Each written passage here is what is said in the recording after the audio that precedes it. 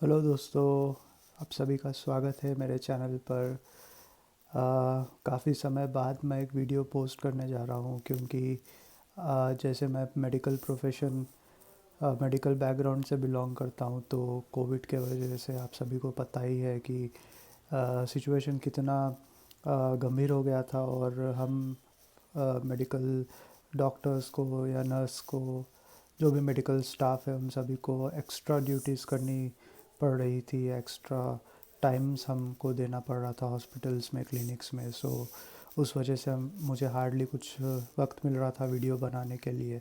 But अभी फ़िलहाल कुछ दिनों से कोविड के जो केसेस हैं वो कम हुए हैं, और मुझे थोड़ा सा फ्री टाइम मिल रहा था, तो मैंने सोचा कि कुछ एक वीडियो अपलोड करके चैनल पर भी पोस्ट किया जाए।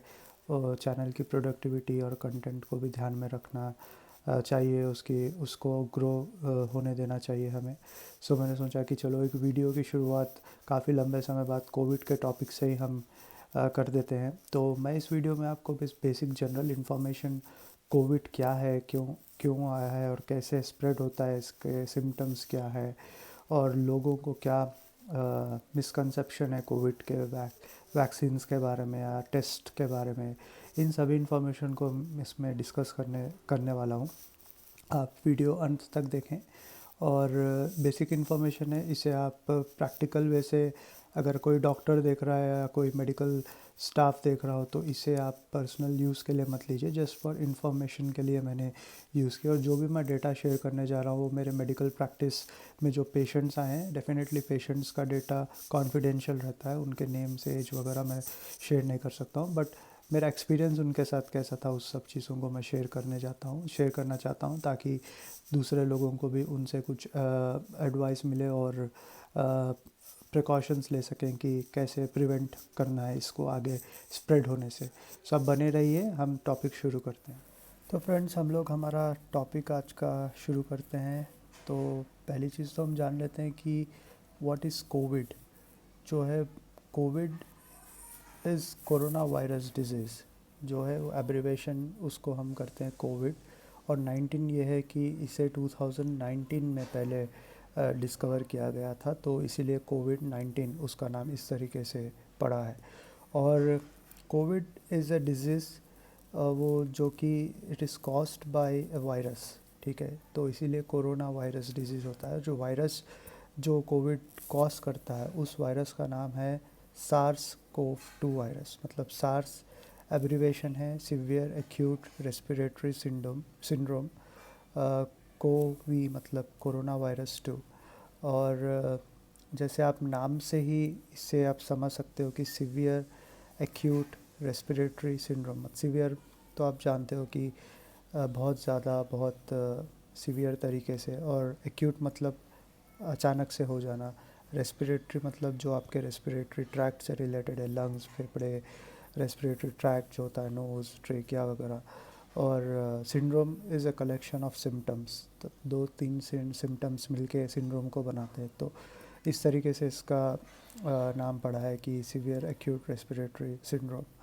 सो बेसिकली ये पहली बार, जैसे हम सबको पता है कि ये चाइना वुहान में पहली बार इसे डिटेक्ट किया गया था। बट स्लोली स्लोली ये ऑल ओवर द वर्ल्ड इसका प्रभाव पड़ गया है, स्प्रेड हो चुका है। इनफैक्ट अभी भी ये काफ़ी मतलब फैला हुआ ही है, पूरी तरीके से क्यूर हुआ नहीं है। मतलब क्यूर एज इन पूरी तरीके से ख़त्म नहीं हुआ है, पैंडमिक अभी भी चालू ही है। तो ये बेसिकली फैलता कैसे है।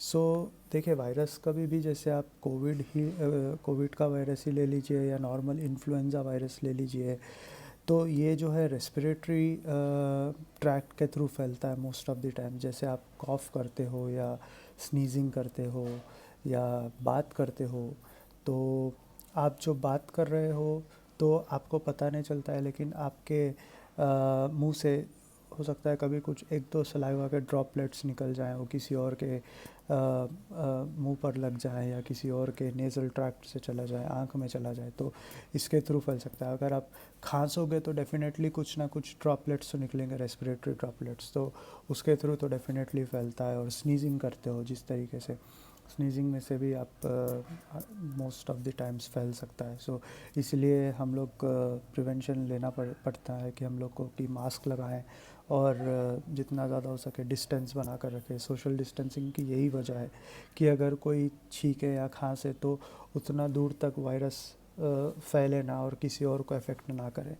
सो बेसिकली ये इस तरीके से ये फैल सकता है। और अब समझ लीजिए ये किसी को कोई पर्सन किसी के कोविड पेशेंट के कांटेक्ट में आ गया है, ठीक है, तो जब से वो कांटेक्ट में आया होगा और जब तक उसको पहला सिम्टम प्रेजेंट होगा, इस पीरियड को हम इंक्यूबेशन पीरियड कहते हैं, ठीक है। तो बेसिकली इंक्यूबेशन पीरियड डिपेंड करता है पेशेंट टू पेशेंट। कोई पेशेंट्स में 4 से 5 दिन भी हो सकता है, कोई पेशेंट्स में 8 दिन 6 से 8 दिन भी हो सकता है, या कोई पेशेंट्स में 11 से 15 दिन भी हो सकता है। डिपेंड करता है patient to patient, but in general 5 से 6 दिन का incubation period most of the time हमने देखा है कि एक्सपोजर के बाद 5 दिन के बाद उनको पहला सिम्टम्स डेवलप होता है। अब नेक्स्ट चीज़ आ जाती है इस चीज़ के सिम्टम्स की। तो देखिए बेसिकली काफ़ी पेशेंट्स को अलग अलग प्रकार के सिम्टम्स होते हैं, ठीक है।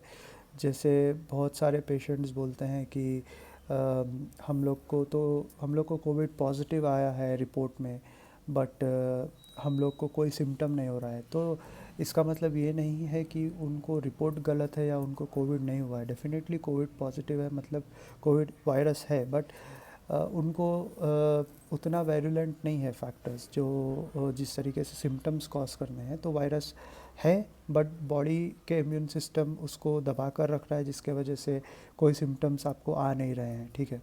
तो वो पेशेंट को भी उतना ही प्रिकॉशन लेना चाहिए जो कि सिम्टोमेटिक पेशेंट होता है, जिसको सिम्टम्स होते हैं, ठीक है।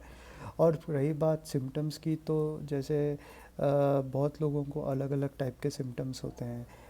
प्रेजेंटेशन शुरुआत हो सकती है लो ग्रेड फीवर, कॉफ, कोल्ड, फटीग, बॉडी पेन्स। फिर ये कुछ दिनों के बाद फीवर एकदम हाई ग्रेड सा हो जाता है। माइल्ड शॉर्टनेस ऑफ ब्रेथ, अगर आप ज़्यादा चलोगे, हल्के से एक्सर्शनल वर्क करोगे तो आपको थोड़े हद तक सांस लेने में दिक्कत हो सकती है। ये सिम्टम्स को जैसे आप पहले बार एक्सपीरियंस करोगे तो अभी इसीलिए यही हम कहते हैं कि कुछ भी अगर आपको सर्दी खांसी ज़ुकाम जैसे लग रहे तो इमीडिएटली आप फिजिशियन या कोई भी आपके नियरेस्ट डॉक्टर को कंसल्ट कीजिए, तो ताकि कोविड का तो रूल आउट करना बहुत ज़रूरी हो जाएगा। नहीं तो होता क्या है कि यंगर पेशेंट्स ठीक है, फिर भी बॉडी इम्यूनिटी होती है, उसको फाइट करती है, तो 5 से 7 दिनों तक ये वायरस को बॉडी फाइट करके ख़त्म कर देती है। बट एल्डर पेशेंट जो 50-60 ईयर्स के ऊपर है, जिनको अंडरलाइनिंग कोमॉर्बिडिटीज़ है जैसे diabetes, hypertension, heart disease, obesity, respiratory disease, जो ऑलरेडी जिनको रेस्पिरेटरी प्रॉब्लम हो, उनको तो बिल्कुल मैग्नीफाई हो जाता है एकदम से। जैसे अगर आपको 10% सिम्टम्स आ रहे हैं तो हो सकता है उनको 50-60% सिम्टम्स आए। तो इसलिए उनको बहुत अच्छे तरीके से ध्यान देना होगा। इनफैक्ट थोड़ा भी सर्दी खांसी हुई तो उनको इमीडिएटली टेस्ट कराना ज़रूरी पड़ जाएगा। और टेस्ट से आ जाता है इनके डायग्नोस्टिक टेस्ट। सो बेसिकली बहुत लोगों को मैं मेरा एक्सपीरियंस बता रहा हूँ कि मैंने ऑलमोस्ट 400-500 कोविड पेशेंट्स मैंने ट्रीट किए हैं ऑनलाइन टेली मेडिसिन के थ्रू। तो बहुत सारे पेशेंट्स रैपिड एंटीजन टेस्ट करवा कर आते हैं स्टार्टिंग स्टेजेस में, और वो समझते हैं कि कंफर्मेटरी टेस्ट रैपिड टेस्ट से कंफर्मेशन हो जाता है। तो बेसिकली रैपिड टेस्ट जो है वो कोविड हुआ है पहले उसके लिए जानने के लिए मतलब ज़रूरी होता है कि उसकी कुछ एंटीबॉडीज़ आपको बनी है या नहीं, आईजीजी आईजीएम। वो टेस्ट के रिज़ल्ट पे आप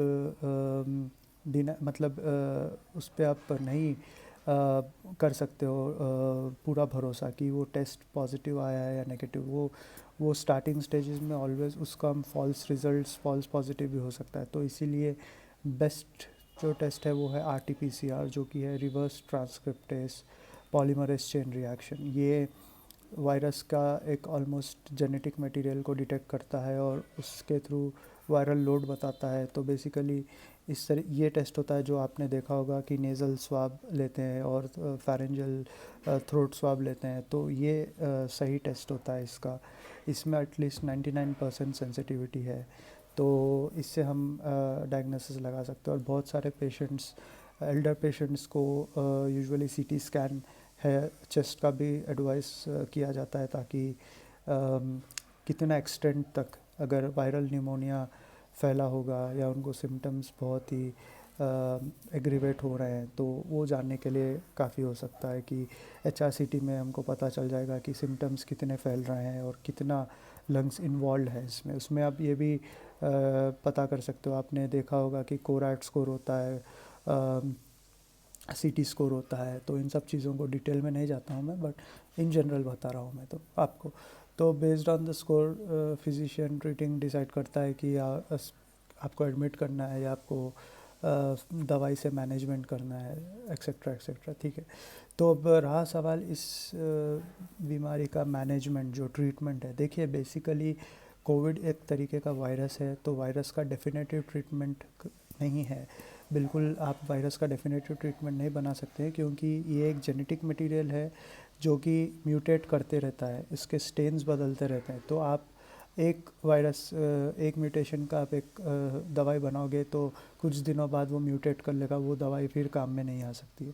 तो बेसिकली इसका सिम्टोमेटिक ट्रीटमेंट होता है, और आपको बेस्ड ऑन द सिम्टम्स आपको ट्रीट करना पड़ता है। और बेसिकली वॉट एवर ट्रीटमेंट जो है, मैनेजमेंट जो है, वो अपनी 90% से बॉडी खुद उसको इरेडिकेट करती है।